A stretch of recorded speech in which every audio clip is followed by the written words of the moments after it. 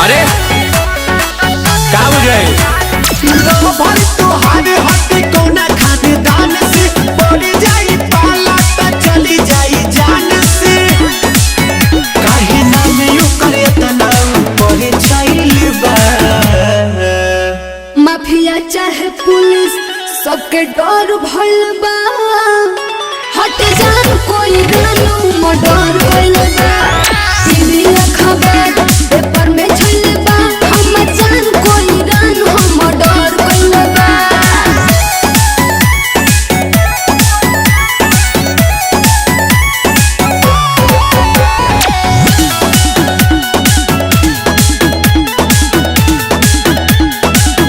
अपन जिंदगी ये गोरी बर्बाद करेलू झूठे तू अपराधी से बात करेलू। माथा तू हरे बाबू हो फेर हो जाई। टाइम लागी ना जेल से बेल हो जाई। ओकर गैंग देखा सबसे बेजोड़ भइल बा। माफिया चाहे पुलिस सबके डर भइल बा। हट जान कोई रानू मर्डर भइल बा।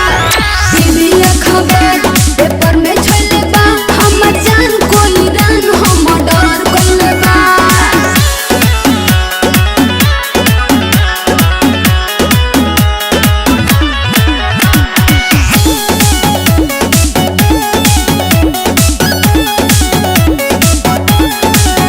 गोली महतो की गोरी जान गईनी टीमल हवे वांटेड पहचान गईनी। जिद्दी बेटे ढेर लोग खिलाफ होखेले। रवि महतो ता सीधे खुले आम ठोकेले। का खाली गोरी मर्डर को समय खैले बा। माफिया चाहे पुलिस सबके डर भइल बा। हट जान कोई रानू मर्डर भइल बा। टीवी खबर